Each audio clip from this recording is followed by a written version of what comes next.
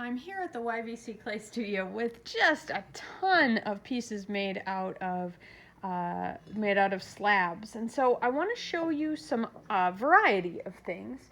I've got some plain cylinders. So this was a piece that was rolled. You can actually see the seam if you look carefully. It's kind of behind here. This was a slab that was rolled out on something that had some texture. It might have been rolled out and then the texture rolled onto it. I'm not positive because this one predates me. And then they basically just wrapped the cylinder in a round, cleaned up the seam, put a handle over it to hide it, and put a slab bottom on the bottom. Here's another little one that's got the same kind of thing going on here.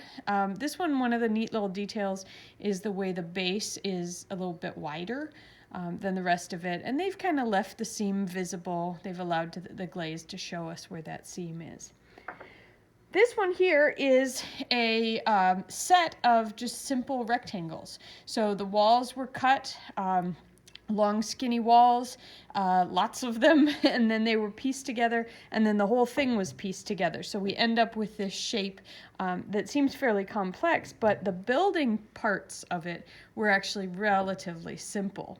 Now that's as compared to something like this set of 3 in the front here. These are a much more complex shape. In fact, before we get into that one, let's take a look at this one over here. So this piece here is a slab top. Notice they have a little gallery to make the lid fit. But this structure is just a bunch of straight slabs that are scored and slipped vertically onto a slab bottom. You can see they've got some cracking, and that cracking comes from not having it scored well enough or letting it dry too fast. It could also be that the seams dried, that the slabs dried before they were attached together. But this person here with these pieces got it even more complicated. Now she's still working with these flat slabs, but she's beveled all the attachments, and so they attach at an angle. While she was working on these bottom pieces, so when this were attached to the base, but these parts weren't attached yet, she had these supported with like a little wad of clay, so they would hold it up while she was attaching them together. By the time she got these top sections attached, the whole thing was able to hold itself together. And she's created this sweet little set that can kind of stack together on top of each other. And I'm not sure how they stack, so I'm not going to do the rest of it. Now, you can do some interesting shapes with working with slabs, but this set here I want to show you because it's got a problem that we can see where this problem came in. So here, this is a flat slab that is in this kind of teardrop shape, and then this is just a soft slab that was attached all the way around, and then another slab on top. And you can see that this is pretty well secured, well attached. But its friend over here has these cracks happening. Now, I imagine you can figure out why the cracks happened if you think about gravity working on this wet slab. The slab, as it dried, it didn't have anything connecting it at the top, and so it sagged a little as it went. This piece would have been stronger had it maybe been dried on its side with some sort of support to keep these parts from sagging. Maybe there was a wadded up piece of newspaper or a bag inside, or even some clay, just wads of clay to hold it up as it dried. But that's something you all can watch out for in your own stuff. Now, I've got some work with soft slabs, and I want to show you first kind of 2 versions of a mug by the same artist. So this one here, you can see the slabs are being treated like coils, essentially. And they've been, we can see the seams, but they've been wrapped around and stacked, kind of like how we would wrap coils, except quite a bit thinner, right?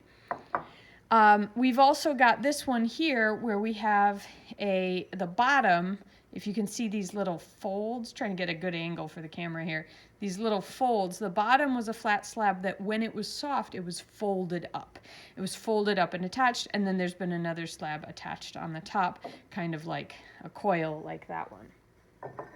This particular teapot was done the same way with soft slabs, and I love what they've done with this teapot because you can see the seams really evident. They've left them very, very visible, and you can see where this was a slab that had a little cutout, like a little notch. Those two sides were brought together, creating this part that sticks out, right? And then the same sort of thing up here on the top. This is actually one long slab that has these darts, essentially, these little cutouts.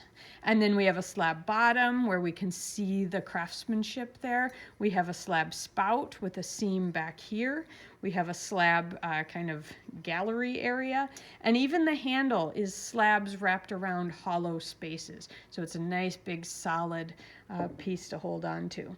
You can even see that detailing in the lid. There's these little darts that took the slab from flat to kind of tucked in a little bit. Nice fit on this lid if I get it facing the right direction.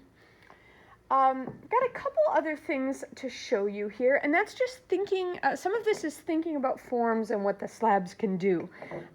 We have a plate here that's made by rolling doily into the wet clay, using a rolling pin or something like that, roll it into the wet clay, and then later on the glaze is applied in a way that it highlights that texture. This plate is pretty simple. It's broken after it was made, and it was fine, and then it broke later. But this was slumped into a mold that was just a plate. This one here, it's this decorative tile, but look in the back, you can see how they escaped having this part be really thick. It's not just clay added on top.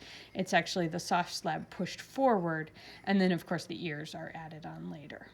Slabs can lend themselves to squares and straight edges. They can also lend themselves to wrapping and becoming round. This one has kind of a combination of both, the straight bottom edge and the wrapped top.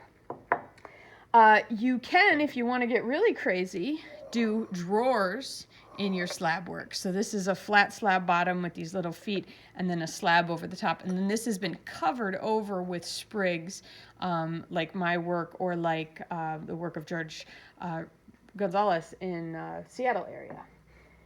This piece here is also slab built, and again the slabs are soft when they were shaped to make them a more organic kind of form. One of the things I want to point out to you here is that this is just a single slab, but because of the way it curves, it makes this slab stronger. Here we have 3 single slabs, but the way they overlap one another makes all 3 of them stronger, so this one is less likely to get broken just in transport or in drying.